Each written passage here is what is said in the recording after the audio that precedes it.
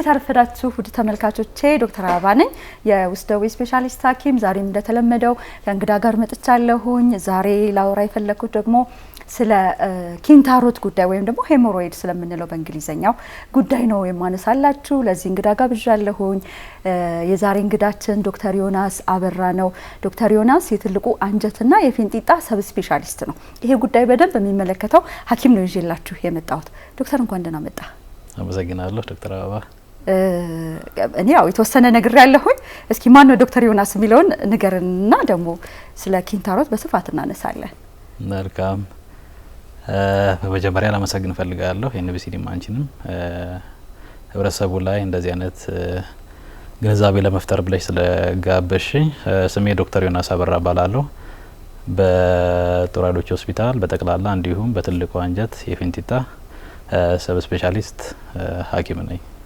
አመሰግናለሁ በድጋሚ እንኳን ደህና መጣህ ዶክተር መቼም ሰው ኮምፕሊኬትድ ነገር ነው ሙሉ ሰውነት አለ ከዛ ደግሞ ያንዳንዱ ክፍል ስፔሻሊቲ ይወጣታል እንግዲህ አቴንሽን እዛ ቦታ ላይ ለመስጠት አይደለም ይገርመኛል እንደዚህ ሰብ ስፔሻሊቲዎቹን ብዛት ሳይ የሰው ኮምፕሊኬትድ የሆነ ፍጥር መሆናችን ነው የሚታሰበን ወደ ዛሬ ጉዳይ ልምጣ ዶክተር ስለ ኪንታሮትን እናነሳ ነው የፈለኩትና በተለመደው ኪንታሮት ፊት ላይ ለምሳሌ የሚበቅለው ኪንታሮት አለ አይደለ እንደዛ አይነት ኮንሴፕት ነው ያለው ፊንጢጣ ላይ ለሚበቅለው ኪንታሮት የሆነች ነገር ከውጭ በኩል ምትበቅል ነው የሚመስለው ያብዛኛው ግንዛቤ ምንድነው ኪንታሮት የሚለው ጋር ነሳስቲ አንቺ እንዳልሽው ኪንታሮት የፊታችንም የተወሰነ የተለያየ ሰውነታችን ክፍል ቆዳ ላይ የሚወጣው ነገር ሰው በተለምዶ ኪንታሮት ይለዋል ለኛ ለውይይት እንዲመቸን ሄሞሮይድ የምንለው ነገር በአማርኛ ትርጓሜው ምናልባት የፊንጢጣ ኪንታሮት ብለን ብንይዘው መልካም ነው ስለዚህ ይሄ የፊንጢጣ ኪንታሮት የምንለው ነገር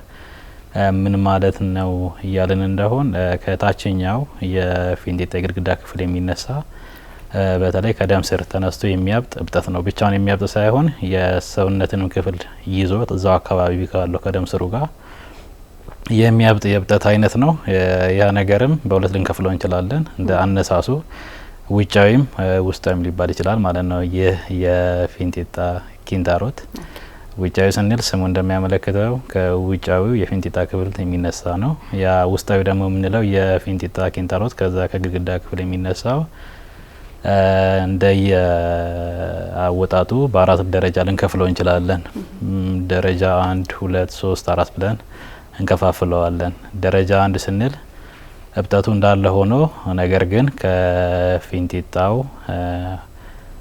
ግድግዳ ክፍል ይነሳና ወደ ውጭ ግን የሚወጣ ነገር አይደለም ብዙውን ጊዜ ነገር ማለት ወደ መጸዳጃ ቤት በምንሄድበት ሰዓት ደረጃ 2 ግን በምንጸዳዳበት ጊዜ ወደ ውጭ የሚወጣ የእብጠት አይነት ነው ደረጃ 1 ግን የሚወጣ ሳይሆን እዛው እንዳለ የሚቀራኝ ነገር ነው ደረጃ 2 በምንጸዳዳበት ጊዜ ይወጣና ከጨረስን በኋላ የለምንም ድጋፍ ወይ ደግሞ እርዳታ ተመልሶ የሚገባ የእብጠት አይነት ነው ደረጃ 3 ግን በእርዳታ ወይ ደግሞ በእጅ ድጋፍ ሰተነው የምንመልሰው አይነት ነገር ከሆነ ደረጃ 3 እንለዋለን ደረጃ 4 ድጋፍ ተሰጥቶት የማይመለስ አይነት ነገር ሲሆን ደግሞ ደረጃ 4 እንለዋለን ይህ በሚሆንበት ሰዓት በአፋጣኝ በአቅራቢያው ወደሚገኝ የጤና ተቋም መሄድ ግድ ያስፈልጋል ማለት ነው በተለይ ደረጃ 4 የምንለው አይነት ለመጠቅለል ያህል እንደየ አነሳሱ በሁለት ልንከፍለው እንችላለን የሚነሳውም ከታችኛው የፊንጢጣ ክፍል በተለየ ብዙ ጊዜ ከደም ስር የሚነሳ ነው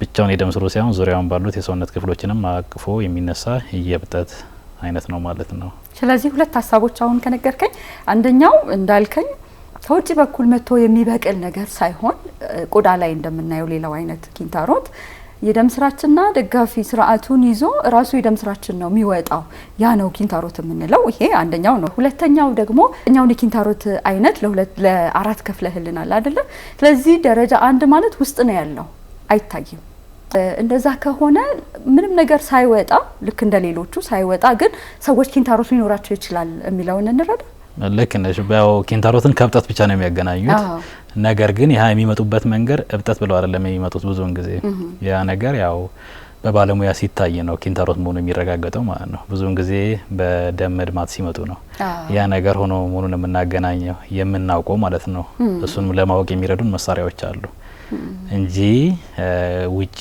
የምናየው የእብጠት አይነት አይደለም የውስጠኛው ደረጃ እንደምንለው ስለዚህ ደረጃ 1 ከሆነ ውስጥ ነው ያለው ታካሚዎች ሊያዩ የሚችሉት ደም ብቻ ነው። ደም ብቻ ነው። ደም መድማቱን እንዴት አድርገን እናብራራላቸው? ምናልባት ቤት ውስጥ የሚያዩን ተመልካቾቻችን እንደዛ አይነት ምልክት ቢኖራቸው። አዎ ያ ማለት ትርጓሜውና ደረጃውንም ስለለየን ምናልባት ምልክቶቹስ ምን ሊሆኑ ይችላሉ ያለን እንደሆን አንደኛው ነገር ደም መድማት ነው። ደምም በጣም ቀላ ያለ ደም መቼ ነው የሚወጣው? በምንጸዳዳበት ጊዜ ብዙውን ጊዜ ከአይነ ምድር ጋር ቀላቅሎ ሊወጣ ይችላል። ወይ ደግሞ አይነ ምድር ከጨረስን በኋላ መንጠባጠብ ሊያሳይ ይችላል። ያ ነገር ምናልባትም ሶፍት የምንጠቀም ከሆነ ሶፍቱ ላይ ልናስተውለው እንችላለን። ወይ ደግሞ ተንጠባጥቦ እዛው አካባቢ ወለሉ ላይ ወይ ደግሞ የሽንት ቤት መቀመጫው ላይም ደም ልናይ እንችላለን። ህመም አለው? ህመም የለውም። ህመም ካለው ሌላ ነገርም እንድንጠረጥር ያደርገናል። ያ ማለት ከደም መርጋት ጋር ተያይዞ ሊፈጠር ነገር ሊኖር ይችላል ከዛኛው ጋር። ስለዚህ አንደኛው ምልክታቸው ይሄኛው ነው። የደም መድማት ከሰገራ ጋር ቀላቅሎ መውጣት ወይ ደግሞ ከጨረስን በኋላ መፍሰስ ሊሆን ይችላል ማለት ነው አንደኛው ምልክት። ስለዚህ እብጠት አያዩትም፣ ነገር ግን ብዙውን ጊዜ ለባለሙያ እንደ ችግር ሆኖ የሚነግሩት ነገር ቢኖር ደም መፍሰስ ሊሆን ይችላል። አንደኛው ነገር ከኪንታሮት ጋር ግን ህመም ብዙ ጊዜ አይኖረውም። ሌላኛው ምልክት እብጠቱ ነው ብዬሻለሁኝ። ብዙውን ጊዜ የሚመጡት የወጣ ተቸገረ በምጸዳዳበት ጊዜ በራሱ ጊዜ ይገባል ይሉሻል። ወይ ደግሞ በጣቴ ድጋፍ ሰጥቸው በራዛ በኋላ ይመለሳል። አንዳንድ ጊዜ ደግሞ እንደ ድንገተኛ ይመጣሉ ብለው አልመለሳለኝ ይላሉ ማለት ነው። ስለዚህ አንደኛው እብጠት ነው። ሌላኛው ሌላ ፈሳሽ ነገር መውጣት ከዛ ጋር ተያይዞ ደም ሳይሆን ራሱን የቻለ እንደ ፈሳሽ ነገር በአንትን ማርጠብ ሊሆን ይችላል። በእንደዚህ ሰዓት ይሄኛው አንደኛው መገለጫ ነው። ማሳከክ ከፈሳሹ ጋር ተያይዞ ዙሪያውን የፊንጢጣ የታችኛው ክፍል እነዚህ ዋና ዋና የምንላቸው የምልክቶች አይነቶች ናቸው። ህመም አለው ወይስ የለውም የምንለው ህመም ይኖረዋል። በተለይ የውጫዊ ሲሆን ያ ሁሌ ህመም ሊፈጥር ላይችል ይችላል። ግን መቼ ነው ህመም ሊፈጥር የሚችለው እያለን እንደሆን የውስጡም ሆነ የውጫዊው ቅድም እንዳልኩሽ ከደም ስር ስለሚነሳ ደሙ ውጪ ሆኖ በሚረጋበት ሰዓት ያ ከባድ ህመም ስሜት ሊፈጥርባቸው ይችላል። ሁለተኛው ነገር የውስጣዊው የኪንታሮት አይነት ወደ ውጭ ወጥቶ አልመለስ በሚልበት ሰዓትም ያ ነገርም እንደ መርጋት ስለሚያደርገው ያም ህመሙም ልክ እንደዛ የከፋ ከባድ ህመም ሊሰማቸው ይችላል። ብዙውን ጊዜ ህመሙ በተለይ ከጀመራቸው በኋላ ለሚቀጥሉት 2 እና 3 ቀናት እየከፋ ሄድና መልሶ የመርገብ ወይ ደግሞ የመቀነስ ባህሪ ያሳያል። ያ ማለት ውስጥ ላይ እየረጋው ደም በራሱ ጊዜ እየተሰበሰበ ይመጣል። ስለዚህ ህመሙ ይከፋና የመቀነስ ባህሪም ሊያሳይ ይችላል ማለት ነው። አዎ እንደውም በጣም ከህመም ጋር ነው ብዙ ጊዜ ኪንታሮት ሲባል አይደል ተንገብግበው ይመጣሉ ሰዎች። ያው ደግሞ ህመምም ስለሌለው ብዙ ጊዜ ምናልባት ላይመጡ ይችላሉ። በተለይ ግን ህመሟን በተመለከተ እኔ ብዙ ሰዎች ኮምፕሌናቸው ህመሙ ጋር ነው የሚኖረው። ጥሩ አብራራህልን ስለ ምልክቶቹ። እንደው አሁን ቤት ውስጥ የሚያዩን ተመልካቾች አብዛኞቹ ቤት ይሄ ችግር የሚኖር ይመስለኛል። ግን በጥናት የተደገፈ እንደው ምን ያህል ነው ብዙ አለ ወይ ማህበረሰብ ውስጥ የሚለው ንገረን እስኪ። ምን ያህል ማህበረሰቡ ላይ ይሄ ችግር ይከሰታል ለሚለው ምናልባት እንደ ሀገር አቀፍ ወይም እንደ ኢትዮጵያ የተሰሩ ጥናቶችን አላገኘውኝም። ግን ለምሳሌ አንድ ጥናት አለ አሜሪካ ውስጥ የተሰራ 100 ሰዎች ቢኖሩ እንደ ያው የአሜሪካ ጥናት ነው ይሄኛው ከ4 እስከ 5 የዚህ የፊንጢጣ ኪንታሮት ሊኖርባቸው ይችላል ማለት ነው። ይሄ ማለት ቁጥሩ ከዚህም በላይ ሊሆን ይችላል። ይሄ ነገር ችግር አለብኝ ብለው ወደ ጤና ተቋማት ከሄዱት መካከል የተሰራ ጥናት ነው ማለት ነው። ያው እንደምታውቂው በተለያዩ ምክንያት በማፈርም ሊሆን ይችላል። ይሄ ነገር ለመናገር ለቤተሰብ ለመሞከር አለ ወይ ደግሞ ወደ ባህላዊ መድኃኒትም በመምረጥ የሚካሄድ አካሄዶች ስላሉ ቁጥሩ ከዚህ በላይ ይሆናልም ተብሎ ይጠበቃል። ያልኩሽ ነው። እኛ ሀገር ላይ ጎንደር ላይ የተሰራ አንድ ጥናታዊ ጽሁፍ አለ ሊታከሙ ከመጡት ውስጥ ያም በተለይ ወደ ቀዶ ሕክምና ክፍል ከ12 እስከ 13 የሚሆኑት የፊንጢጣ ኪንታሮት ያለባቸው ናቸው። አዲስ አበባ ላይም እዛው የፊንጢጣ አካባቢ ካሉ ችግሮች ውስጥ የፊንጢጣ ኪንታሮት የሚይዘው ቁጥር ከ100 ሰዎች ከ30 እስከ 35 እንደሚሆን ነው ያ ጥናታዊ ጽሁፍ የሚያሳየው ማለት ነው። እንደ ሀገር አቀፍ ያገኘሁት ነገር የለም፣ ግን የውጭው እንደነገርኩሽ ከ4 እስከ 5 ከሆነ እዚህ ሀገርም ቢሰራ ቁጥሩ ከዚህ በላይ ሊሆን እንደሚችል ብዙ አመላካች ነገሮች አሉ በምንሰራበት ጊዜ ከአስተዋልናቸው ነገሮች ማለት ነው። ያው ኬዙ ዳይሬክት ወደ እናንተ ጋር ስለሚመጣ በርደሩን በደንብ የምትረዱት ይመስለኛል። እንዲሁም እንዳልከው አብዛኛው ወደ ሕክምና ተቋም አለመምጣቱ ነው እንጂ ቤት ውስጥ ኢንዲቪጁዋሊ ግን ስንሰማ በጣም ብዙ ኪንታሮት ችግር ያለ ይመስለኛል። መቼም ሁሉም ህዝብ የለበትም አይደለ? ምንድናቸው አጋላጭ ነገሮች ሪስክ ፋክተር የምንላቸው ነው ኪንታሮት ሰዎች እንዲይዛቸው የሚያደርግ ነገር? ኦኬ፣ ለዚህ የሚዳርጋቸው ነገሮች አንደኛው የሆድ ድርቀት ወይ ደግሞ የአይነ ምድር ድርቀት። ስለዚህ የአይነ ምድር ድርቀት ራሱ ምን አይነት ምክንያቶች ናቸው ወደዛ የሚዳርገው ለሚሉት የተለያዩ እጅግ በጣም ብዙ ምክንያቶች አሉ። አንደኛው የአኗኗራችን ዘይቤ ሊሆን ይችላል። ያ ማለት አመጋገባችን ላይ አትክልት የሆኑ ነገሮችን አለማካተት፣ ፈሳሽ በደንብ አለመውሰድ፣ መውሰድ ከሚገባን በታች በሚሆንበት ሰዓት፣ ሌሎች ደግሞ በሽታዎች ራሱ አሉ። እነዚህ ነገሮች አርገናቸውም ራሱ ሊከሰቱ የሚችሉ የአይነ ምድር መድረቅ ሊኖሩ ይችላሉ። ወይ ከአንጀት ጋር ተያይዞ እጢዎች ወይ ደግሞ ካንሰሮች ሊሆኑ ይችላሉ። ሌሎች ተጓዳኝ በሽታዎችም ሊሆኑ ይችላሉ። ስለዚህ ምክንያቱ ምንድነው ለሆድ ድርቀት ያመጣውን ነገር ለማወቅ እሱን ራሱን የቻለ ሌሎች ምርመራዎች ያስፈልጋሉ ማለት ነው። ብዙውን ጊዜ አሁን የጠቀስኩልሽ ከአኗኗር ዘይቤ ጋርም ሊሆን ይችላል ማለት ነው። አንደኛው እሱ ነው፣ ለዛ ላይ ያጋሉትን የሚችሉ ነገሮች።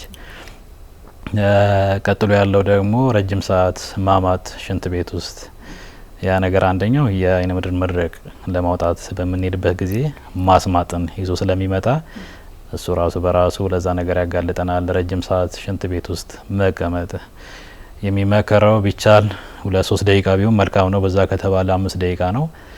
ነገር ግን ብዙውን ጊዜ በአሁኑ ሰዓት ደግሞ የስማርት ስልኮች መምጣት ሰውን ሽንት ቤትን ወይ እንደ መዝናኛም ሊቆጥረው ይችል ይሆናል። ተቀምጦ ለረጅም ጊዜ ማሳለፉ ለዚያ ያጋልጣቸዋል። ምናልባትም አንዳንድ ሰዎች ረጅም ሰዓት መቀመጣቸውን የሚያውቁት እግራቸው ሲደነዝዝ ነው።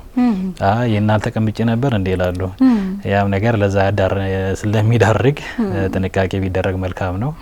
ያ ጥንቃቄ ስልሽ ምንድነው ለረጅም ሰዓት እንድንቀመጥ ስልኩ ምክንያት ከሆነ ስልክ ይዞ አለመግባት፣ ጋዜጣም ሊሆን ይችላል፣ መጽሐፎችም ሊሆኑ ይችላሉ። ምክንያቱም ለእንደዚህ አይነት ነገሮች ስለሚዳርገን። ያን ያልንበት ምክንያት ምንድነው ለረጅም ሰዓት ስንቀመጥ ግፊት ይጨምራል የታችኛው የፊንጢጣ ክፍል ላይ። ማማጥ ባይኖርም እንግዲህ ዝም ብሎ ጤነኛ ሰው ቢቀመጥ ጭምር ነው እያልከን ያለው አይደለ? አዎ ቢቀመጥ ጭምር ለዛ የሚዳርግ ነገር ነው። ስለዚህ አጋላጭ ነገሮችን ብንተዋቸው፣ ከሽንት ቤት ውጭ ራሱ ለረጅም ሰዓት መቀመጥ፣ ምናልባት ሹፌሮች ሊሆኑ ይችላሉ አገር አቋራጭ በሚነዱበት ሰዓት ለረጅም ሰዓት መቀመጡ ጫና ስለሚፈጥር ለዛ ያጋልጠናል። የፊንጢጣ ኪንታሮት ደግሞ ያለባቸው ሰዎች ደረጃ 1 ከነበረ ወደ 2-3ም ሊወስድ ይችላል። እንደየስራው ባህሪ ይለያያል ማለት ነው። በየመሀሉ ከተቀመጥንበት ብድግ ብሎ መንቀሳቀሱ የራሱ የሆነ የሚመከር ነገር ነው ማለት ነው። ሌላው እንደ እርግዝና፣ ከእርግዝና ጋር ተያይዞ ከማርገዟ በፊት የኪንታሮቱ ካለ እርግዝናው በመምጣቱ ድሮ ከነበረበት ደረጃ ከፍ ሊያስደርገው ይችላል። ምንም አይነት ኪንታሮት ደግሞ ከሌለ እርግዝናው ስላለ ብቻ ለዛ ሊያጋልጥ ይችላል። ጥሩ ነገር ምንድነው ብዙውን ጊዜ ከወሊድ በኋላ ያ ነገር ደረጃው ከፍ ብሎ ከሆነ የመቀነስ፣ ምንም ነገር ደግሞ ሳይኖርባቸው የተከሰተ አይነት ነገር ከሆነ ደግሞ ወደ መጥፋትም ሊመጣ ይችላል ማለት ነው። ብዙውን ጊዜ እርግዝና ኖሮ ኪንታሮት ካለ ተጠንቅቀን ነው። ያ የተከሰተበት ምክንያት ምንድነው? ልጅ አለ ሆድ ውስጥ የፕሬዠሩ ወይ ደግሞ የግፊቱ ስሜት ታችን ላይ ጫና ስለሚፈጥር ለእንደዚህ አይነት ነገር ይዳርጋል ማለት ነው። ከእድሜ ጋር አገናኝተነው ከሆነ ደግሞ ጡንቻዎች አሉ ወደ ታችኛው የፊንጢጣ ክፍል። ያው ከእድሜ ጋር ተያይዞ ጡንቻው ጥንካሬውን ይዞ ላይቀጥል ይችላል። ይህ ነገር በራሱ እድሜ ብዙ ጊዜ ከ45 ወይ ከ50 በላይ ሲሆን ለዛ ነገር የመደረግ እድሉን ይጨምረዋል። አንዱ ምክንያት እድሜ በገፋ ቁጥር የመከሰት እድሉ ከፍ ይላል ማለት ነው። እድሜያቸው አነስ ካሉት ጋር በምናወዳድርበት ጊዜ ከሚገባው በላይ ከቁመታችን ጋር የማይሄድ ውፍረት በሚሆንበት ሰዓትም ያጋልጠናል። ያ ማለት ቢቻል እንቅስቃሴ ማድረግ የሚመከር ነገር ነው ማለት ነው። ክብደት ስንል ተያይዞ የሚመጣ ነገር አለ፣ እንቅስቃሴ ያለ ማድረግ ማለት ነው። ለዛም ስለሚዳርግ ያም ነገር አንዱ ነው ማለት ነው። የሽንት ቤቷን ጉዳይ ልመልስ ዶክተር። መቼም የዚህ አብዛኛው አሁን ያለው ጄኔሬሽን ችግር ጭምር ስለሚመስለኝ የትኛው ሽንት ቤት ነው እንደው የሚመከረው? ኖርማሊ አሁን ዘመናዊ ሽንት ቤት አለ፣ መቀመጫ ያለው ሽንት ቤት አለ። እንደው ድሮ ደግሞ በብዛት የሚታወቀው እኛ ቁጥጥ ብለን የምንጠቀምበት ሽንት ቤት አለ። ከዚህ ጋር እያይዘ ማውራት እንችላለን? አዎ ማውራት ይቻላል። አሁን የትኛውን የበለጠ የሚያስመጣው የትኛውን የበለጠ የማያስመጣው? ብዙ ጊዜ መቀመጫ የሌለው ሽንት ቤት በቀላሉ የሰውነታችን ክፍል አይነ ምድርን ለማውጣት ይረዳዋል፣ ብዙም አታግለንም። ነገር ግን መቀመጫ ያለው ሽንት ቤት አንግል ስለሚፈጥር በእኛ አጠራር የሆነ ፒቮሬክታሊስ መስል አለ፣ ከዛ ጋር ተያይዞ ብዙም አይመከርም። የሚመከረው መቀመጫ የሌለው ሽንት ቤት ነው። ነገር ግን በተለያዩ ምክንያቶች ችግር ያለባቸው ሰዎች ሊኖሩ ይችላሉ። እንደ መገጣጠሚያ ውፍረትም ጋር ተያይዞ ከዛ ውጭ መጠቀም የማይችሉበት አጋጣሚ አለ፣ ወይ ደግሞ ከመመቸትም አንጻር ሊሆን ይችላል። ስለዚህ ከመቀመጫ ከሌለው ጋር እንዴት ማመሳሰል ይችላሉ? ወይ ደግሞ በቀላሉ እንዴት አድርገን ነው አይነ ምድር ማውጣት የምንችለው መቀመጫውን በመጠቀም ያለን እንደሆን ትንሽዬ ወንበር አለች። ብዙ ጊዜ እናቶቻችን እህቶቻችን የሚጠቀሙት አነስ ያለች ወንበር ከእግራችን ስር በማስገባት ያንን አይነ ምድር በቀላሉ ያለማማጥ ለማውጣት ስለሚረዳን እሱን ቢያደርጉ ይመከራል። ሁለቱን የሚያገኙበት አጋጣሚ ካገኙ ተመልካቾች መቀመጫ የሌለውን ይምረጡ እንላለን። የሚመከረው እሱን ነው። ግን እንዳልኩሽ የተለያዩ ምክንያቶች ለዛ ላለመጠቀም ሊረዱን ስለሚችሉ ያኛውን አትጠቀሙ ማለት አንችልም። ግን በሚጠቀሙበት ሰዓት አነስ ያለች ወንበር እግራቸው ስር ቢያደርጉ ከዛ ጋር የመመሳሰል ባህሪ ያለው በቀላሉም ደግሞ አይነ ምድር ለመውጣት ይረዳዋል ማለት ነው። ያ ማለት ማማጣችንን ለረጅም ሰዓት አያደርገውም ማለት ነው። አጋላጭ ነገሮችን ጥሩ ነግረህናል። በተለምዶ የምትባል አንድ ጥያቄ ልጠይቅህ ነው። እሺ የሞቀ ድንጋይ ላይ መቀመጥ ለኪንታሮት ያጋልጣል ሲባል ሰምተህ ታውቃለህ? ይባላል በኔ አካባቢና ምን ያህል እውነት ነው? ሳይንቲፊክ ነው ይሄ? ያ ነገር በሳይንስ የሚደገፍ ነገር ሆኖ ያየሁት ነገር የለም። ግን ረጅም ሰዓት መቀመጥ ብንለው የተሻለ ነው እንጂ የሞቀ ድንጋይ ነገር መቀመጥ እኔ የሚሰማውን ነገር ነው። ከዚህ በፊት ሳደግ እንደዛ ተቀምጦ ነው እንደዚህ የያዘው ምናምን ይባላል። ግን በሳይንስ እንደዚህ የሞቀ ድንጋይ ላይ ስለሚቀመጡ ይሄ ነገር ያመጣል የሚል ነገር የለም። ከዛ ይልቅ ለረጅም ሰዓት መቀመጡ ጫና ስለሚፈጥር ቅድም እንዳልኩሽ ለዛም ይዳረጋል። ያው ሹፌሮች ላይ ብዙ ጊዜ ይከሰታል ያልኩሽም ለረጅም ሰዓት ስለሚቀመጡ ነው። ለረጅም ሰዓት መቀመጡን ብቻ ሳይሆን ውሃ በበቂ ሁኔታ ለረጅም ሰዓት ስለሚጓዙ ላይጠጡ ይችላሉ። አመጋገብም እንዳልኩሽ ያ ነገርም እንደ ልብ ላይ ያገኝ ይችላል። የነዛ ድምሮች ወደዛ ነገር አጋልጦት ሰው ከዛ ጋር ሊያገናኘው ይችል ይሆናል እንጂ የሞቀ ድንጋይ በራሱ እንደዚህ ምክንያት ሊሆን አይችልም። ስለዚህ ተመልካቾቻችን መቼም ድንጋይ ላይ ተቀምጬ ኪንታሮት ያዘኝ ከዚህ በኋላ እንደማይሉ እርግጠኛ ነኝ። ያው የሞቀ ድንጋይ ላይ መቀመጥን በራሱ ሰላም አይሰጥሽም። ያው ሲያገናኙት ነው ማለት ነው ይባላል። ግን አይደል እንደዚህ ይባላል። ኮሜዲ ሰማለሁ። ባይሆን የሹፌሮች በሽታ ነው የምትባለው እንደው በተወሰነ ደረጃ ኤክስፕሌን ሊደረግ ይችላል። ምናልባት ረጅም ሰዓት ከመቀመጥ ውሃ ካለ መጠጣትና ተፈላጊ የሆኑትን እነዚህ ፋይበር ያላቸው ምግቦች ካለ መብላት አንጻር ከዛ ጋር ሊገናኝ ይችላል እንጂ ያው ሹፌር ስንልም ያው ከተማ ለከተማ የሚንቀሳቀሰው ላይሆን ይችላል። ግን ዞሮ ዞሮ ሙያው የግድ ሹፌር ላይሆን ይችላል። እንደ ስራው ባህሪ ለረጅም ሰዓት የሚያስቀምጥ ነገር ከሆነ ለዛ ነገር የመጋለጥ እድሉን ሊጨምረው ይችላል። በጣም አሪፍ። እንግዲህ ሰዎች አሁን እንዳልከኝ ህመምና መድማት ወይም ፈሳሽ መውጣት ነው ምልክቱ ሊሆን የሚችለው። ይሄ ያላቸው ሰዎች በሙሉ ኪንታሮት ነው ተብሎ ነው የሚታሰበው። ፊንጢጣ አካባቢ ህመም ካለ እንዳጠቃላይ እንደው ሰዎች ኪንታሮት ብሎ ያስባሉና ኪንታሮት ብቻ ነው እዛ አካባቢ ደም እንዲኖር ህመም እንዲኖር የሚያደርገው? አይደለም። ሌሎች ብዙ የሚመሳሰሉ ህመም በሽታዎች አሉ።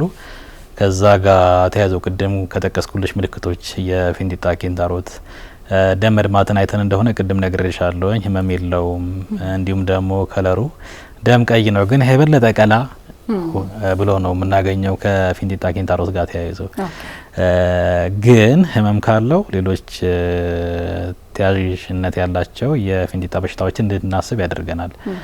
ለምሳሌ የታችኛው የፊንጢጣ ክፍል መሰንጠቅ እሱ በራሱ ሲመጡ ህመምና እንዲሁም ደግሞ ደም ይፈሰኛል ወይ ደግሞ ከአይነ ምድሩ ጋር ቀላቅሎ ይወጣል ወይ ከጨረስኩ በኋላ ይላሉ። ስለዚህ ይሄ ነገር ህመም አለው ማለት ነው። ስለዚህ አንደኛው የሚያመሳስለው በሽታ የታችኛው የፊንጢጣ ክፍል ስንጥቃት፣ ያ ስንጥቃት ብቻ ሆኖ አይመጣም። ከታችኛው የመሰንጠቅ ክፍል ተያይዞ የሚያብጥ ወይ ደግሞ የሚንጠለጠል የቆዳ ክፍልም አብሮ ይመጣል። ብዙውን ጊዜ እሱ ነው የሚያሳስተው። ያቺ ያበጣችውን ነገር ኪንታሮት ብለው ይመጣሉ። ግን በምናይበት ሰዓት ኪንታሮት ሆኖ ሳይሆን የምናገኘው ከመሰንጠቁ ጋር ተያይዞ የሚከሰት ነገር ነው። ኪንታሮት ብለው ይመጣሉ። ሲመጡ ምልክቱን አንዳንዴ እንዲያውም ታካሚዎቻችን ምልክቱን ራሱ ከሚነግሩሽ ይልቅ አይ ኪንታሮት እኮ ነው የመጣሁት ህመሙን አልቻልኩትም ይሉሻል።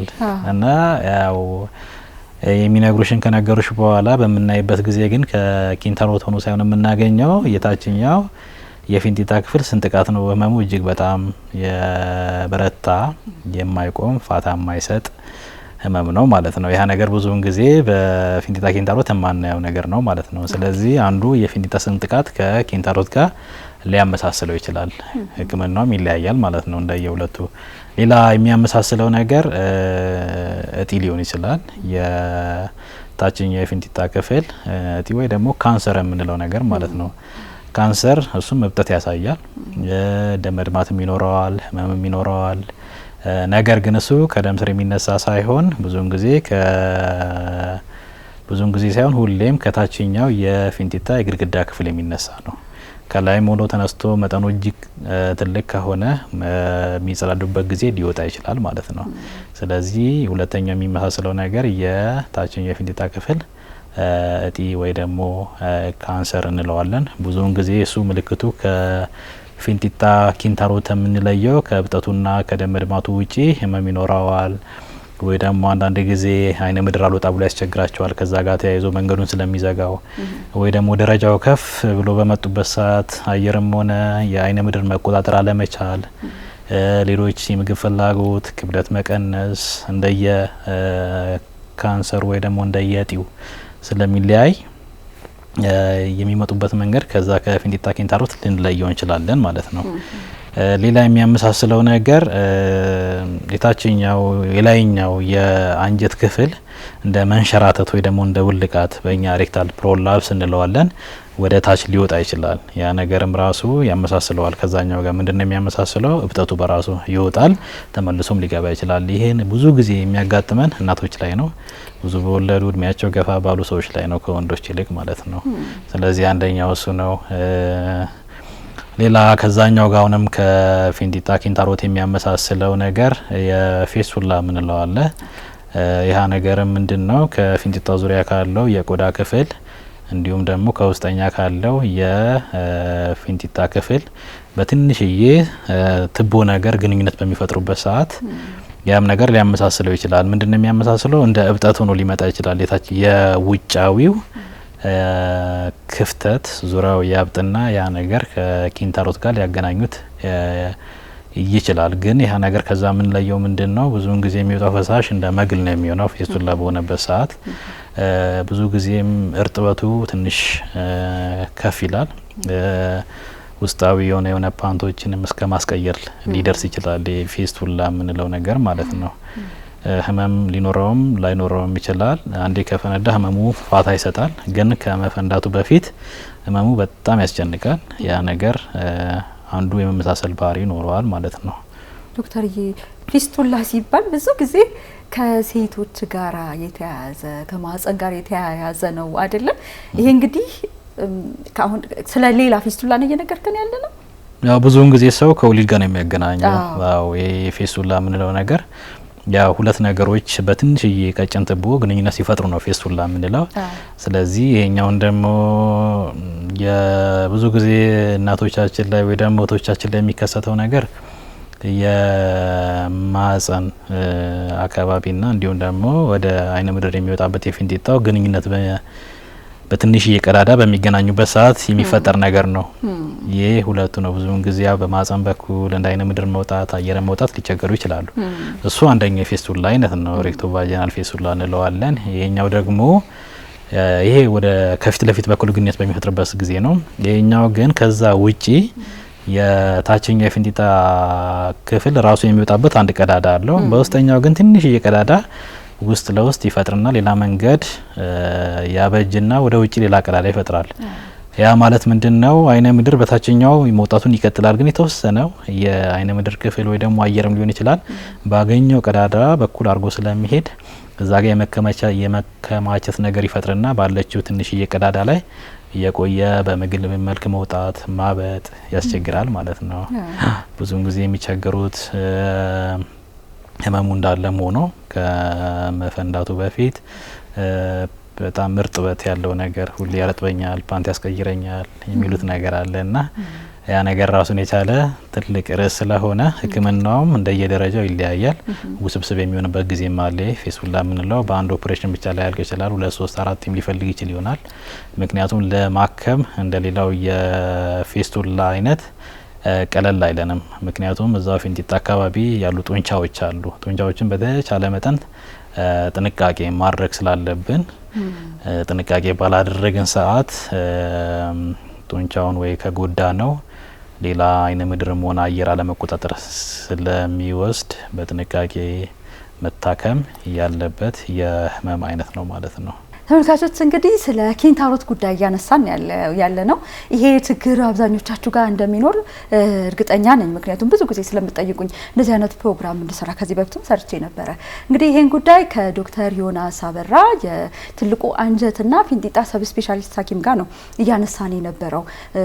ምን ያህል ኮመን ነው፣ አጋላጭ ነገሮች ምንድናቸው፣ ምልክቶች ምንድናቸውና ኪንታሮትን የሚመስሉ ሌሎች ነገሮች የሚያሳስቱን ምንድናቸው የሚለውን ሀሳብ ነው እስካሁን ያነሳ ነው። ቀጣይ ደግሞ እንዴት አርገን ነው የማይታየውን ኪንታሮት አይነት እንዴት አርገን እንወቅ፣ ህክምናው እንዴት ነውና ጥንቃቄ እንዴት እናርግ የሚለውን ደግሞ ከእረፍት ስንመለስ ይዘን እንመጣለን። አብራችሁን ቆዩ።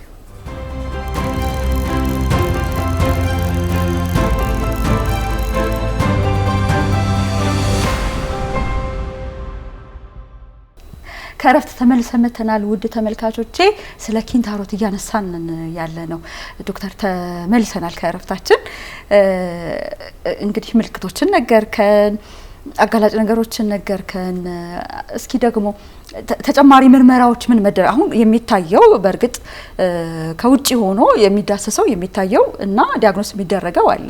ከዛ ውጪ ምርመራ ምን አይነት ምርመራዎች ይካሄዳሉ? ያው እንደየምናስበው ነገር ነው ማለት ነው። እንደየታካሚያችን እድሜ የሚወሰናል። እንደየታካሚያችን የሚነግረን ምልክቶች ተመርኩዘን ሌሎች ምርመራዎችን የኛን ጥርጣሬ እውነት ያ ነገር ነው አይደለም የሚያስብለን የምንሰራቸው ምርመራዎች አሉ። ያ ምርመራዎችም ምናልባትም እቃዎች አሉ። ያም እቃዎች ምንድነው? ጋኖስኮፕ የምንለው አለ፣ ፕሮክቶስኮፕ አሉ። ያው የታችኛው የፊንጢጣ ክፍል ማየት ስላለብን ማለት ነው። ያ ነገር እንደ ምርመራ ልናደርግላቸው እንችላለን። ምናልባት እድሜያቸው ደግሞ 45ም ከ50ም ከፍ ካለ ተያይዞ ያሉ ብዙውን ጊዜ አንጀት ካንሰር እድሜው ከዛ በላይ ብዙ ጊዜ ስለሚከሰት ኮሎኖስኮፒ የሚባል ምርመራ አለ። እሱን የፊንጢጣ ኪንታሮት እንደሆነ እንኳን እርግጠኛ ብንሆን ምናልባት የአንጀት ካንሰር ብዙውን ጊዜ ከዛ እድሜ በላይ ስለሚከሰት የኮሎኖስኮፒ ምርመራ፣ ኮሎኖስኮፒ ስንል ካሜራ አለ በፊንጢጣ በኩል ገብቶ ሙሉውን የትልቁን የአንጀት ክፍል ሌላ ችግር እንዳለና እንደሌለ ለማየት የሚረዳን የመሳሪያ አይነት ነው። እሱ ልናደርግ እንችላለን ማለት ነው። አዎ ለምን ጠየቅኩ መሰለ? ብዙ ጊዜ ያው እንደ ዘመናዊ ሕክምና እንደው ብዙ ተቀባይነት ያላገኘንበት እኔ በኔ እይታና የምንታማበት የጉበት ህመምና የኪንታሮት ህመም ወደ ባህላዊ የሚሄደው ሰው ይበልጣል። እኔ እይታ ነው። ሪሰርቾችም እንደዛ አይቻለሁኝ። እንመለስበታለን በዚህ ጉዳይ ላይ።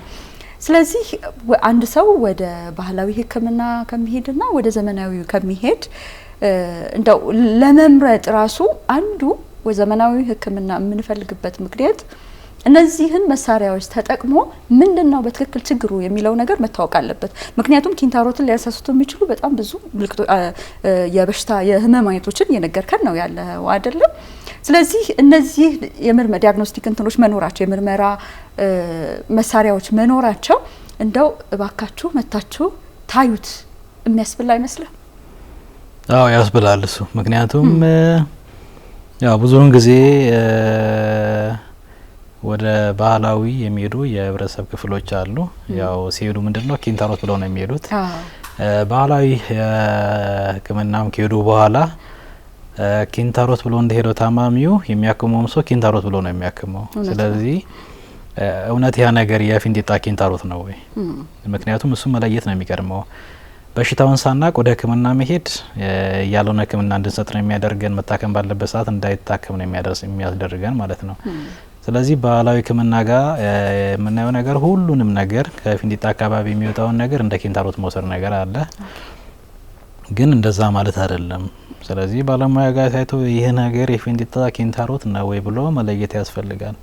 ህይወት ነውና ከዛ በኋላ ነው ወደ ሕክምና የምንሄደው። እንደ በሽታው አይነት ኪንታሮት እንኳን ቢሆንስ ሕክምናው ባህላዊ መሆን አለበት ወይ? በጭራሽ። ምክንያቱም ባህላዊ ሕክምና ለሁሉም ኪንታሮት ነው ሕክምና የሚሰጠው፣ ግን እንደዛ አይደለም። ሕክምና የማያስፈልጋቸው ነገሮች አሉ። ወደዛ እንመጣለን። በዘመናዊ ሕክምና ሲሆን እንዴት ነው ኪንታሮት መታከም ያለበት የሚለውን ነገር ማለት ነው። ሌላው ሁሉም የባህል መድኃኒት ተመሳሳይ መስመር ላይ አይደለም ያለው። የሚያክሙት ሁሉም በየራሱ እንደመሰለው ነው ሊያክም የሚችለው። ከሰው ሰው ይለያያል። አሁን እርግጠኛ አይደለሁም ደብረ ማርቆስ ሲሆን የሆነ ቦታም የተሰራ ጥናታዊ ጽሁፍ አለ። ብዙውን ጊዜ ለኪንታሮት የሚጠቀሙት መድኃኒት አይነት ምን አይነት ነው ተብሎ የተሰራ አንድ ወረቀት አለ። አንዳንዱ ውስጥ ቅጠል ሊጠቀም ይችላል፣ ስራ ስር ሊሆን ይችላል፣ ግንዱን ሊሆን ይችላል፣ ሌላም ነገር ሊጠቀም ይችላል። ስለዚህ ሁሉም ኪንታሮት ብሎ ያክማል። የሚያክምበት መንገድ ደግሞ ምንድነው? የተለያየ ነው። ያ ማለት ምንድነው? ተመርምሮ ተፈትሾ ትክክለኛው ይሄ ነው ተብሎ ሳይሆን በመሰለው ነው እያከመ ያለው። አሰጣጡ ራሱ ይለያያል። አንዳንዱ የሚወጋ ሊሰጥ ይችላል፣ አንዳንዱ የሚቀበር ሊሰጥ ይችላል። ስለዚህ እንደዚህ አይነት ነገሮች ስላሉ ችግሩ ከበሽታውን ከማወቅ ጀምሮ እስከ ሕክምና የተወሳሰበ ነገር ስለሚሆን ጤናን ላልሆነ ነገር መዳረግ ነው የሚሆነው ማለት ነው። ስለዚህ አጽንኦት ሰጥቼ መናገር የምፈልገው በተለይ ለህብረተሰባችን ቢቻል እንደምን ብለው ወደ አቅራቢያ ወደሚገኝ ጤና ተቋም ሄደው ምናልባት በአቅራቢያቸው ወደሚገኝ ጤና ተቋም ሄደውም ያንን ነገር ኪንታሮት ብሎ ለመለየት አዳጋች ሊሆንባቸው ይችላል። ሪፈር ሊያደርጉ ይችላሉ። በዛን ሰዓት ህመማቸውን አውቀው ትክክለኛ መታከም ባለባቸው ቦታ ቢታከሙ እላለሁ እንጂ ጊዜ በወሰዱ ሰዓት ከነገ ይሻለኛል፣ ያ መድኃኒት ያሻለኛል ብለው ባለው ሰዓት ያልሆነ ነገር ስለሚያጋጥሙት ማለት ነው። የተሰሩ ወረቀቶችም አሉ። ባህላዊ ይመርጣሉ ወይስ ዘመናዊ የሆነ ሕክምና ይመርጣሉ? አንድ ወረቀት አብዛኛውን የህብረተሰብ ክፍል እንደ ኢትዮጵያ ተሰርቶ 80% የሚሆነው የባህላዊ መድኃኒትን እንደሚመርጡ ነው። ሌላ ደግሞ ወረቀት አለ። ይህ ወረቀት አዲስ አበባ ላይ የተሰራ ነው። ጓደኛዬ ነበር የሰራው ዶክተር ታደሰ። እሱ አዲስ አበባ ላይ የተሰራው ደግሞ የዛ ተቃራኒ ነው። 80% የሕክምናን የሚመርጡበት መንገድ የዘመናዊ ነው። ምናልባት እንደ ሀገር አቀፍና እንደ አዲስ አበባ ለምን ተለያየ? ያው የራሱ የሆኑ ብዙ ምክንያቶች ይኖራሉ ማለት ነው። ያው ባህላዊ ጋር ስትሄጂ ቀጥታ የባህላዊውን ሐኪሙን ታገኛለሽ። ወደ ዘመናዊ ግን ስትመጪ የራሱ የሆነ መንገድ አለው። ካርድ ማውጣት አለብሽ፣ ወረፋ መጠበቅ አለብሽ። ምናልባት የኔ የራሴ መላምት ነው። ያንን ነገር ከመሰልቸት ሊሆን ይችል ይሆናል። ምናልባት አንዳንድ ሰውም እኮ ፋርማሲ ሄዶ በታዘዘለት ወረቀት የመድኃኒት ስጠኝ ከሚል ግን እንደዚህ ያሞኛል እስቲ ለዚህ የሚሆን መድኃኒት ስጠኝ ነው የሚለው። ምክንያቱም ከብር አንጻርም እዛም ሄዶ ያሉትን 3-4 መንገዶችንም ከመሸሽም ሊሆን ይችላል ያንን ነገር እንዲመርጡ ያስደረጋቸው። ግን ዞሮ ዞሮ ምንድን ነው 80ና 20 ካል ነው እንደ ሀገር አቀፍ የተሰራው ቁጥሩ እጅግ በጣም ትልቅ ነው። ያስደነግጣል እንደ ሀገርና ለምንድን ነው እንደዚህ የሆነው ማህበረሰባችን የሚለውን ነገር ራሱን የቻለ ሌላ ጥናት ይፈልጋል ማለት ነው። ከዛ መፍትሄ የምንለውን ነገር ማበጀት አለብን። አለበለዚያ የሚገጥሙን ነገሮች አሉ ሕክምና ቦታዎች ላይ። እነዚያ የሚገጥሙን ምን አይነት ነገሮች መሰሉሽ? አንደኛ ለኪንታሮት ብለው የሚሰጧቸው መድኃኒት ኪንታሮት ሳይሆን ያለባቸው ግን ለኪንታሮት ብለው ይሰጧቸዋል። አንደኛው ለእጢ ወይ ደግሞ ለአንጀት ካንሰር ሊሆን ይችላል፣ ከታችኛው የሚወጣው የፊንጢጣ ክፍል።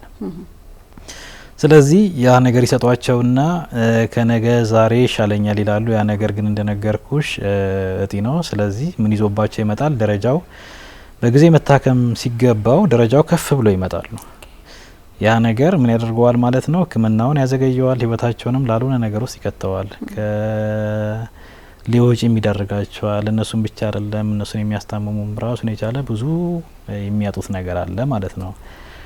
ለኪንታሮት ደግሞ ተብሎም ኪንታሮት እንኳን ነው ብለን ወይ ደግሞ እኛ ጋር አክመናቸው ከዛ በኋላ ወደ ባህላዊ የሚሄዱ አሉ። እሱስ ምን አይነት ነገር ይዞባቸው ይመጣል? እንደነገርኩሽ የሚቀበር ሊሆን ይችላል፣ በመርፌ ሊሆን ይችላል። ሁሉም በመሰለው ነው የሚያክመው። ይለያያል። ከቦታ ቦታ የሚያደርጉት ነገር የሚጠቀሙት ነገርም ይለያያል።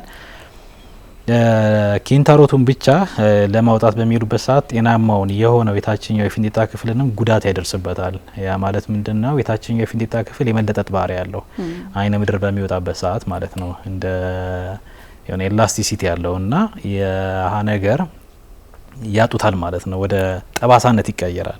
ጤናማውንም ስለሚጎዳው በዛን ሰዓት ምንድነው? አይነ ምድር አልወጣ ብለው ይቸገራሉ። ይህም ብቻ አይደለም፣ ሙሉ ለሙሉ ሊዘጋ ይችላል። በዛን ሰዓት አይነ ምድር ወይ ደግሞ ሰገራ ማውጫ በሆድ በኩል ለመስራት እንገደዳለን ማለት ነው። ከዛ ከባህላዊ መድኃኒቱ ጋር ተያይዞ ይሄኛው አንደኛው ነው። ሁለተኛው ደግሞ ዙሪያውም አሁን ጡንቻዎች አሉ እኛ አየርም ሆነ አይነ ምድር ለመቆጣጠር የሚረዱን እሱንም አብሮት ሊበላው ይችላል፣ ሊጎዳው ይችላል። ያኔ ለመቆጣጠር በምንሄድበት ሰዓት ጡንቻው ኦልሬዲ ተጎድቷል፣ ተበልቷል። ስለዚህ ወደ አለመቆጣጠር መቻል ይህም አሉ። አሁን የነገርኩሽ ነገሮች እውነተኛ የታካሚዎቻችን ታሪኮች ናቸው። ከዛ በኋላ የመጡት ነገር ስለሆነ ማለት ነው። ስለዚህ ለዚህ መዳረግ ስላለ ጥንቃቄ ቢያደርጉላለሁኝ። አዎ እስማማለሁኝ። እንዳልከው በሀገር አቀፍ ደረጃ የተሰራ ጥናት እንግዲህ ከመቶ ሰዎች 80 ኪንታሮት ያለባቸው ሰዎች ባህላዊውን ነው የሚፈልጉት። መላምትህን ማለት ሙሉ በሙሉ አልቃወመውም። ይሄ ሰልፉ ፕሮሰሱ ካርድ ማውጣቱ ምናምን ሊሆን ይችላል። ግን ባህል ቤትም እኮ ሰልፉ የዛኑ ያህል በጣም ብዙ ወረፋ ያለበት ባህል ቤትም አለ። እንደ ግንዛቤ ብዙ መሰራት ያለበት ይመስለኛል በዚህ ጉዳይ ላይ እና አንዱ እርምጃ ይሄ ነው የሚሆነው። ማስተማር፣ ማህበረሰቡን ማስተማር። እስኪ መጀመሪያ ችግሩ ምን እንደሆነ ይታወቅ። ለኪንታሮት ሕክምና ሕክምናው ቀጥሎ ስለሚሆን መጀመሪያ ችግሩ በእርግጥ ኪንታሮት ነው ወይ የሚለው ይታወቅ የሚለውን እኔ በደንብ ብናሰምርበት ደስ ይለኛል። ያው በፊት ጤና ተቋሙም ሳይስፋፋ ቀርቶ ሊሆን ይችላል። ያው ባህላዊ ነገር ነው ሁሉ ነገር መነሻው። ያ ነገር ላይ እዛ ላይ የቆመ የማህበረሰብ ክፍል ሊኖር ይችላል። ዘመናዊ ሕክምና እንደ አማራጭ ላይታይ ይችላል። ያ ደግሞ የኛም ኃላፊነት ነው ማለት ነው። ግንዛቤን ማህበረሰብ ላይ መፍጠር አለብን። እንደዚህ አማራጭ እንዳለ ማወቅ አለበት ሰው። መናበብ አለብን ማለት ነው። በተለያየ ቦታ ያለው ህብረተሰብ ክፍሎች አዎ እኔም አጋጥሞኝ ስለሚያውቅ ነው። ባህላዊ ሕክምና ጋር ቆይተው ወደ ሆስፒታል ሲመጡ መቆጣጠር ሰገራ የማይችሉበት ደረጃ ላይ ደርሰው የመጡ ታካሚዎች አስታውሳለሁኝ።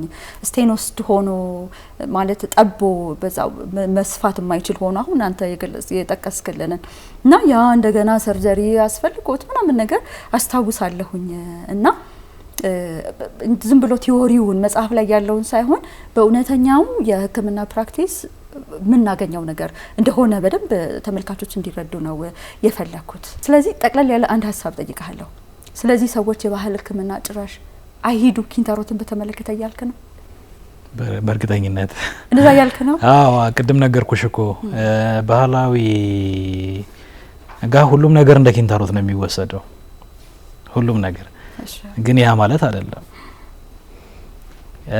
ኪንታሮት እንኳን ቢሆን አሁን ሁሉ ነገር እንደ አንድ ተደርጎ ተጨፍልቆ እየታከመ ነው። ሕክምናው ጋር ራሱ ስንወስድ የሚሰጠው መድኃኒት ሁሉም ሰው በመሰለው ነው። እኔ ስለ ሕክምናው ማወራው ነገር በዘመናዊ ሕክምና እኔ ማወራው ሌሎች ጓደኞች የሚያወሩት ወይ ደግሞ ሌሎች የአፍሪካ ሀገራት የሚያወሩት አውሮፓ ሄጂ፣ ኤዥያ ሄጂ፣ ወደ አሜሪካን ብትሄጂ ምናልባት የምንገልጽበት መንገድ ቢለያይ ነው እንጂ ሁላችንም የምናወራው ተመሳሳይ ነገር ነው። ምልክቱን የትኛውም ሰው ለኔ እንደጠየቅሽኝ ሌላንም ባለሙያ ብትጠይቂው ተመሳሳይ ነገር ነው የሚያወራልሽ። ስለ ሕክምና መፍትሄው ብትጠይቂውንም ተመሳሳይ ነገር ነው የሚያወራልሽ። ምክንያቱም ታሽቶ የመጣ ነገር ነው ይሄ ሕክምና የሚጠቅመው በጥናት የተደገፈ ነገር ነው። ወደ ባህላዊ ግን ስትመጪ እንዴት ነው? ከግለሰብ እንኳን ይለያያል። ያ ማለት ምንድነው? ሙከራ አይደለም። የሰው ልጅ የመሰለውን ነገር ነው የሚያከመው። በቃ ትድናለ ነው ይሄ ነው። ስለዚህ በጭራሽ የሚመከር ነገር አይደለም። ገብቶሻል አይደለም? አሁን ያለንበት ጊዜ እንደ ድሮ አይደለም። ጤና ተቋማት አሉ፣ አማራጮች አሉ፣ ሶሻል ሚዲያዎች አሉ። ያ ማለት ሶሻል ሚዲያ አሁንም ተዳርሷል ማለት አይደለም። ብዙ የህብረተሰብ ክፍል አሁንም ገና ነው። የህብረተሰብ ክፍሉን እየወቀስኩት አይደለም፣ ግን ባወቀው ልክ ነው የሚያስበው የህብረተሰብ ክፍል። አማራጩ እንደ ባህላዊ አድርጎ ከወሰደ ባህላዊን ነው የሚወስደው። ግን ሌሎች አማራጮች እንዳሉ እኛም እንደ ባለሙያ የሚመለከታቸው አካላትም ካሉ ይህንን ኃላፊነት ሁሉም ሰው መወጣት አለበት ማለት ነው። በተወሰነ ደረጃ እስማማለሁ ካንተ ጋር ምንም ጥያቄ የለውም። እንደው በባህላዊ ተሻለኝ የሚል ሰው አጋጥሞኝ ያውቃል እኔ ፐርሰናሊ። ስለዚህ እንደዚህ ላድርግ። ይኸው ዶክተር ዮናስ በፍጹም ባህላዊን አንመክርም እያለ ነው። የባህል ሐኪሞች ደግሞ ምን ትላላችሁ እስኪ እናንተ? ምክንያቱም እዛ የተሻለ ነገር ጥሩ ነገር ካለም በጥናት መደገፍ በሐኪሞች መደገፍና ከፍ ማለት የሚገባው እውቀት ሊኖር ይችላል። ያው መነሻችን ከባህላዊው ነው ብዬ አስቤ። ስለዚህ የባህል ሕክምና ላይ በዚህ ጉዳይ ላይ ባህል ሕክምና ላይ ያላችሁ ባለሙያዎች ከስር በሚሄደው ስልክ ቁጥር ብትደውሉልኝ ልንነጋገር እንችላለን። ወደ ዶክተር ጋር ላቀርባችሁ እችላለሁ፣ ወደ ሚዲያ ላመጣችሁ እችላለሁኝ። የተረጋገጡ ነገርን ይዛችሁ ከመጣችሁልኝ ያንተ ሀሳብ እንዳለ ሆኖ ለምሳሌ ዶክተር እኔ ከዚህ በፊት እንደዚህ አይነት ፕሮግራም ሰርቼ ነበረ እና ንባቦችም ነበሩ። ለምሳሌ የሆኑ የአፍሪካ ሀገራት ውስጥ ሪፈራል ሲስተም ሁሉ ያላቸው የአፍሪካ ሀገራት አሉ። የባህል ሐኪሙ ያገኘዋል፣ የባህል ሐኪሙ የሚያክመውን አይነት ህክምና ያክመዋል፣ ካልሆነ ደግሞ ወደ ሐኪም ቤት ሪፈር የሚያደርግበት ሲስተም። ምክንያቱም 80% በእኛ ሀገር ቀላል አይደለም፣ በጣም ብዙ ነው። ይህን 80% በቀላሉ መድረስ የማይቻል ከሆነ ከባህል ህክምናው ጋር ካሉ ሰዎች ፖዘቲቭ የሆነ ግንኙነት በመፍጠር ግዴላችሁም የከበዳችሁን ወይም ያልቻላችሁትን ወይም ያላወቃችሁትን ላኩ ወደ ሆስፒታል ቢባል የተሻለ ይመስለኛል። ለዛ ነው ለነሱም ጥሪ ያቀረብኩት። መልካም ነው። ባህላዊ ስንል ምንድነው? ያው አሁን ለደረስንበት ደረጃ ሁሉ ነገር ከዛ ተነስቶ ነው። ያ ነገር ምንድነው? ሁሉም የራሱ የሆነ ባህል እንዳለው ሁሉ ህክምና ላይም ሁሉም የራሱ የሆነ ባህል አለው። የሚጠቅም ነገር ሲሆን ተወስጀዋለሽ፣ ታዘምኘዋለሽ፣ የሚጠቅመውን ነገር ማለት ነው። ምናልባት እዚች ጋር ባህላዊ ሲባል አልመክርም፣ ግን ጠቅለል ባህላዊ የተባሉትን በሙሉ ጨፍልቆ ማስቀየም እንዳይሆንብኝ ባህላዊ የሚሉት ነገር ካለ ያው ጤና ጥበቃም እውቅና ይሰጣቸዋል እነሱ እንዲያክሙ ተደርጎ ማለት ነው። የሚጠቅመውን መውሰድ፣ ማዘመን ያለብሽን ታዘምኘዋለሽ። እነሱም አለን የሚሉት ነገር ካለ አንቺ እንዳልሽው ቁጭ ብሎ ተነጋግሮ መታረም መግባባት ቢቻል እላለኝ እና መጨፍለቅና እነሱን ማጣጣል እንዳይሆንብኝ ብዬ ነው። እስማማለሁ ባንተ ሀሳብ። ስለዚህ ጥሪያችንን እናስተላልፈላለን። እነሱ ወደ ዘመናዊ ህክምና ትሪትመንቱ ጋር ወይም ደግሞ ህክምናው ጋር እንምጣ። እሺ አንተ ጋር ብንመጣ ወይም ዘመናዊ ህክምና ጋር ቢመጣ ህክምናው እንዴት ነው የሚደረገው?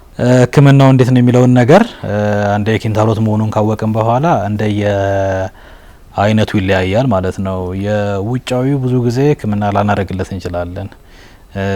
እንደ ድንገተኛ ክፍል ከባድ ህመም እንደ ደም መርጋት ሆኖ ከመጣ ኦፕሬሽን ልናረግም ላናረግም እንችላለን። ብዙውን ጊዜ ከሁለት ቀን ከሶስት ቀን በኋላ ከመጡ በራሱ ጊዜ ህመሙ እየቀነሰ ስለሚመጣ እንደ መዘፍዘፍ፣ ለብ ባለ ውሃ በሳፋ ሌሎች ደግሞ ማስታገሻዎች መድኃኒት በመስጠት የአይነ ምድር ማለስለሻ መድኃኒቶችን ሰጥተን ለረጅም ሰዓት ሽንት ቤት እንዳይቀመጡ እንዲሁም እንዳያመጡ በመንገር ክትትል እናደርግላቸዋለን። ምናልባትም ደግሞ ከሁለትና ከሶስት ቀን በፊት ከመጡ ህመሙ በዛን ሰዓት በጣም ጠንከር ስለሚል ኦፕሬሽን ልንሰራላቸው እንችላለን። የውጫዊ ሲሆን ይሄ እንደ ድንገተኛ ነው። ወይ ደግሞ በሚጸዳዱበት ሰዓት የሀብጠት አስቸግሯቸው የሆነ እንደሆነ ልንሰራው እንችላለን። ግን ብዙውን ጊዜ ዝም ብለን በአኗኗር ዘይቤ ነግረናቸው የሚስተካከል ነገር ሊሆን ይችላል። ይህ ነገር ለውስጣዊም ያገለግላል።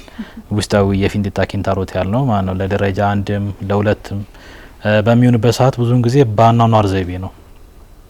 በአኗኗር ዘይቤ ስንል ምንድነው? አመጋገብ አትክልት የሆኑ ነገሮችን እንዲጠቀሙ ማድረግ። ምክንያቱም ያ ነገር ሰገራን ወይ ደግሞ አይነ ምድርን ስለሚያለሰልስልን ፈሳሽ በደንብ እንዲወስዱ ለረጅም ሰዓት ሽንት ቤት እንዳይቀመጡ ማማጡንም እንዲያስወግዱ እንዲሁም ደግሞ ለብ ባለ ውሃ በተለይ ደረጃ 2 ከሆነ ወይ ደግሞ እብጠቱ የውጫዊ ከሆነ እንዲዘፈዘፉ ለብ ባለ ውሃ ከ40 እስከ 41 ዲግሪ ሴንቲግሬድ ነው። ብዙ ጊዜ ግን እሱ መለካት አንችልም። ስለዚህ ለብ ያለ ውሃ ነው የምንለው። ሰፋ ለሳፋ ላይ ቁጭ ብለው በቀን 3 ወይ ደግሞ ከ10 ደቂቃ እስከ 15 ደቂቃ ባለው እንዲዘፈዘፉ በቀን 3 ከ3 በላይ የሚሆንበትም ጊዜ አለ። ሊጸዳዱ በሄዱበት ሰዓት ከጨረሱ በኋላም እንዲዘፈዘፉ እንመክራቸዋለን ማለት ነው። ያ ማለት ጥቅሙ እብጠቱን እንዲቀንስ ያደርገዋል። ሁለተኛ ደግሞ ህመም ስሜት ካለም ህመም ስሜቱንም ለ1 ሰዓትም ቢሆን እንዲጠፋ ያደርገዋል ማለት ነው ይህ መዘፍዘፍ። ስለዚህ የአኗኗር ዘይቤን በመቀየር ደረጃውን መቀነስ ወይ ደግሞ ማከም ይቻላል ማለት ነው። ሁለተኛው ነገር መድኃኒት ስንል ህመም ስሜት ላለው ሰው መድኃኒት ሰጪዋለሽ። ያ መድኃኒት በአፍ የሚወሰድ ሊሆን ይችላል ወይ ደግሞ በፊንጢጣ በኩል የሚገባ መድኃኒት ሊሆን ይችላል ህመሙን የምናክመው፣ ወይ ደግሞ የሚቀባም ሊሆን ይችላል። ያ የሚቀባው መድኃኒት ህመሙንም በተመሳሳይ ደግሞ እብጠቱንም ሊቀንሰው ይችላል። ግን እዚህ ጋር ላሰምርበት የሚገባው ነገር ለህመሙም ሆነ ለእብጠቱ የሚሰጠው የሚቀባ መድኃኒት ሊያክመው ሳይሆን ህመም ስሜቱን ብቻ ማስታገሻ የሚሆን ነገር ነው።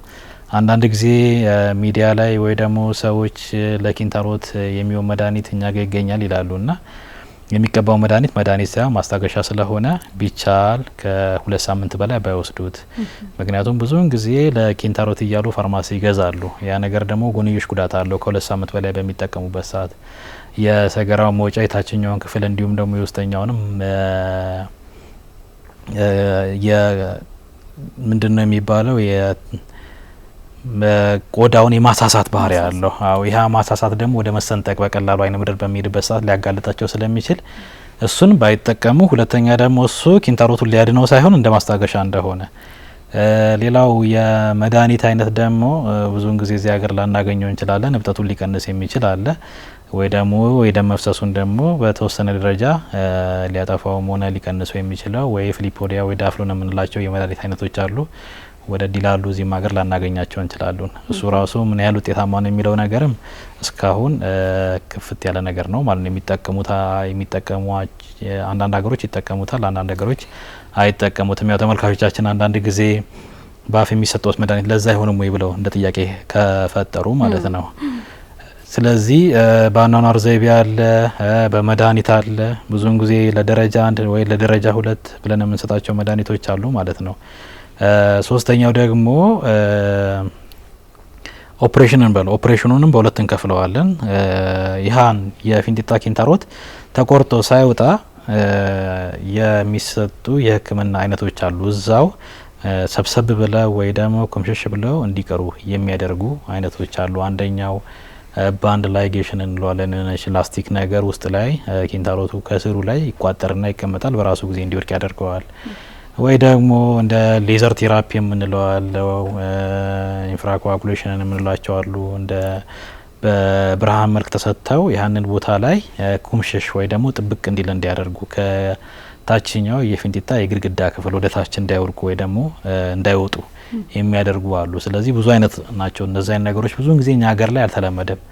ገና ወደፊት የሚመጣ ከሆነ ነው። እሱ ብዙውን ጊዜ ለደረጃ 1 2 ለተወሰኑት ደግሞ ለደረጃ 3 ልንጠቀማቸው እንችላለን። ያ እነዚህ አይነት ሰርጀሪዎች በሚሰሩበት ሰዓት ብዙውን ጊዜ አሁን ላልኩሽ ነገሮች ዛሬውኑ ተሰርተው ዛሬውኑ ወደ ቤት ይሄዳሉ። ብዙውን ጊዜ ማደንዘዣ ሊሰጥም ላይሰጥም ይችላል። ከተሰጠም እዛ ጋር አካባቢ ብቻ የሚሰጥ ማደንዘዣ ነው ማለት ነው፣ የፊንጢጣ አካባቢ። ሌላኛው ደግሞ የታችኛው ያበጠውን የኪንታሮት ቆርጦ ማውጣት ማለት ነው። ያበጠውን ብቻ ማለት ነው። እሱም የራሱ የተለያዩ ዘዴዎች አሉ ቆርጦ የሚወጣበት ማለት ነው። እስከ 5 እስከ 6 ይደርሳሉ ማለት ነው። እንደ የምንጠቀመው መሳሪያም ሊሆን ይችላል ያ ልዩነት የሚፈጥረው ማለት ነው። ወይ ደግሞ የቀዶ ሕክምና እንደሚሰራው ስፔሻሊስት ሊለያይ ይችላል ማለት ነው። ስለዚህ የአኗኗር ዘይቤ አለ፣ በመድኃኒት አለ፣ ወይ ደግሞ ዛሬውኑ ተሰርተው ዛሬውኑ ሊሄድ ይችላሉ። ብዙውን ጊዜ እኛ ሀገር አልለመድናቸውም። ሌላኛው ደግሞ ሙሉ ለሙሉ ቆርጦ ያበጠውን ነገር ማውጣት። እሱ በሚሆንበት ሰዓት የሚሰጣቸው የሰመመ መድኃኒት አለ። ከምርት በታች ሊሆን ይችላል ወይ ደግሞ እንደ አለባቸው ተጓዳኝ በሽታዎች ሊሆን ይችላሉ። ከታችኛው ክፍል ብቻ ማደንዘዣ መስጠት ሊሆን ይችላል። ስለዚህ እነዚህ ነገሮች እንደየ ታካሚያችን የሚለያዩ ነገሮች ይሆናሉ ማለት ነው። ያው የባህላዊ ሕክምና የሚታማበትን አንስተን የለም ዘመናዊ ሕክምና የሚታማበትን ላንሳለን። ይወልዳል ከኦፕሬሽን በኋላ የሚሉ ሰምቻ ቃለሁኝ። ምንድነው መውለድ? እውነትም ይወልዳሉ ተመልሶ?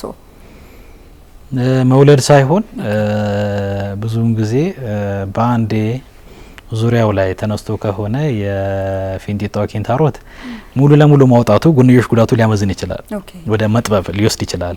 እንደዚህ በሚሆንበት ሰዓት ወይ አንዱን ወይ ሁለቱን ብቻ አውጥተን የተቀረውን ሌላ ጊዜ ለማውጣት እንገደዳለን።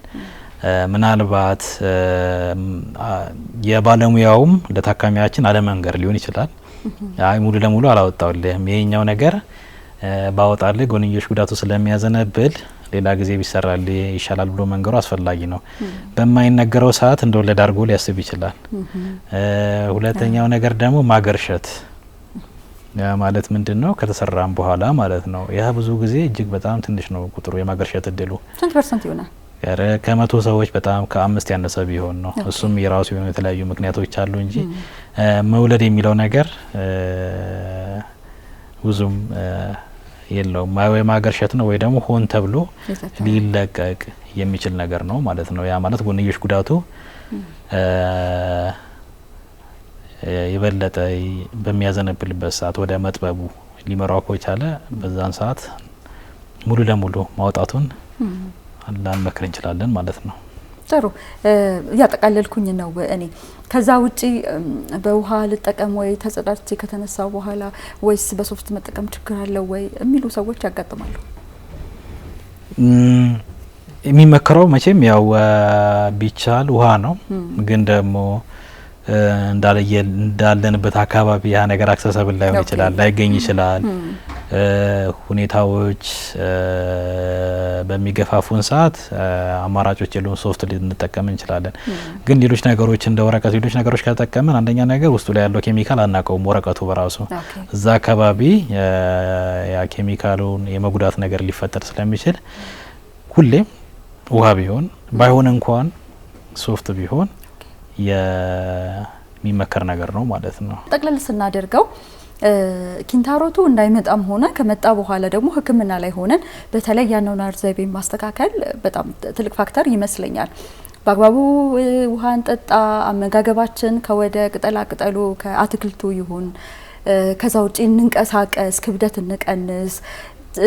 ኪንታሮቱ ካለ ደግሞ ሲት ባዝ የምንለው ውሃ ውስጥ መዘብዘፍ በቀን 3 የነገርከን ነው። ከዛ ውጪ የመድኃኒት ሕክምናው አለ እንዳልከኝ ደግሞ የሰርጀሪ ሕክምናው አለ። ይህንን በደንብ ለተመልካቾች የደረሰ ይመስለኛል። ተጨማሪ ጥያቄ ቢኖራችሁ ተመልካቾቼ ከስር በሚሄደው ስልክ ቁጥር በቴክስት መልእክት ልታደርሱኝ ትችላላችሁ። በቀጥታ ለዶክተር ዮናስ አደርስላችኋለሁ። ተጨማሪ ስለ ሕክምና ማወቅ የምትፈልጉትም ነገር ካለ እንዲሁ ዶክተር ዮናስን ማግኘት ትችላላችሁ። እኔ አጨርሻለሁኝ። በአንተ በኩል እንደ መጨረሻ መልእክት የምትለው ካለ? በስተመጨረሻ የምለው ያው ሁሉ ነገር ያበጠ ከታችኛው የፊንጢጣ ክፍል ኪንታሮት አይደለም፣ ሌላም ነገር ሊሆን ይችላል። መፍትሄው በአቅራቢያ ወደሚገኝ የጤና ተቋም ሄዶ መታየቱ መልካም ነው።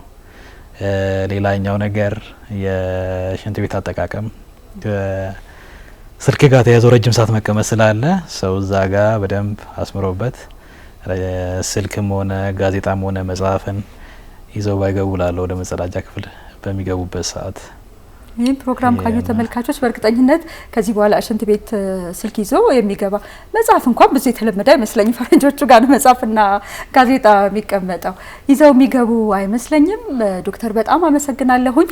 ከዚህ ጋር በተያያዘ ስለ ኮሎሬክታል ካንሰሮች፣ ስለ አንጀት ካንሰር እንዲሁ መወራት ያለበት ይመስለኛልና እንደው በቀጣይ ልጋብዝ ፈልጋለሁ ስለ አንጀት ካንሰር እንድናወራ ዶክተር። ችግር የለውም። ያው ሌሎች ጓደኞችም ስላሉ የራሱን የቻለ ግንዛቤን መፍጠር በተያያዘ ከካንሰር ጋር ተያይዞ ከአንጀት ጋር መጋቢት ላይ ነው የሚከበረው። ስለዚህ ከኔም ውጪ ሌሎች የትልቁም ሆነ የፊንጢጣ ሰብ ስፔሻሊስቶች ስላሉ የምናዘጋጃቸው የተለያዩ አይነት ፕሮግራሞች አሉ ግንዛቤን ከመፍጠር ተያይዞ። ስለዚህ እኔም ሆንኩኝ ለጓደኞቼ ማርሼ መስራት ያለብን ነገር በጋራ ለመስራት ዝግጁ ነን። በጣም አመሰግናለሁ ዶክተር ስለመጣህልን።